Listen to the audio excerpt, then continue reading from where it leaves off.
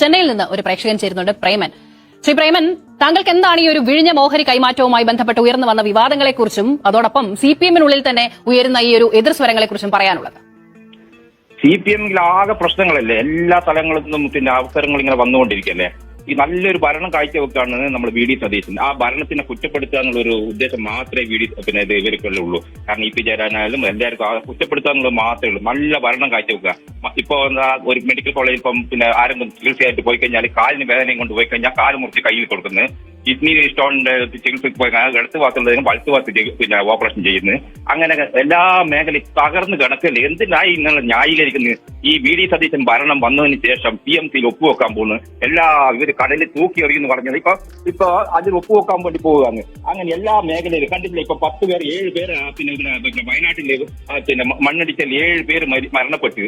20-ാം തീയതി കഴിഞ്ഞ ജൂൺ 20-ാം തീയതി ഓർഡർ കിട്ടുന്ന, എന്നിട്ട് 25-ാം തീയതി അത് വേണ്ടാന്ന് വെച്ചിന്. അങ്ങനെ പല ഇതും പറയില്ല. എന്നിട്ട് ഗവൺമെന്റിന്റെ കഴിവുകെട്ട ഒരു ഗവൺമെന്റിൽ ഇവിടെ ഭരിക്കുന്നു. നിങ്ങൾ അതിനെ ന്യായീകരിക്കുന്നു പറയുമ്പോൾ നമുക്ക് ലജ്ജ തോന്നുന്നു. ഈ വി ഡി സതീശനെയും ഗവൺമെന്റിനെ ന്യായീകരിക്കുന്നതിൽ ഇതാണോ നിങ്ങൾ പിന്നെ പത്രമാധ്യമങ്ങളുടെ പ്രേമൻ, ആരെയും ന്യായീകരിച്ചതല്ല. നമ്മൾ ചോദിച്ച ചോദ്യം ഇതാണ്. സിപിഎം ഉയർത്തിയ ആരോപണങ്ങളെ നമ്മൾ തെറ്റെന്ന് പറയുന്നതിന് മുമ്പേ അതിൽ എതിരുണ്ടെന്ന് പറയുന്നത് മുതിർന്ന സിപിഎം നേതാക്കൾ തന്നെയാണ്. പാർട്ടിയെ ഓരോരുത്തർ അഭിപ്രായങ്ങൾ പറയും. ഇതുപോലെ മുമ്പിലും പറഞ്ഞിട്ടുണ്ടല്ലോ, പല ആൾക്കാരും പറഞ്ഞിട്ടുണ്ടല്ലോ.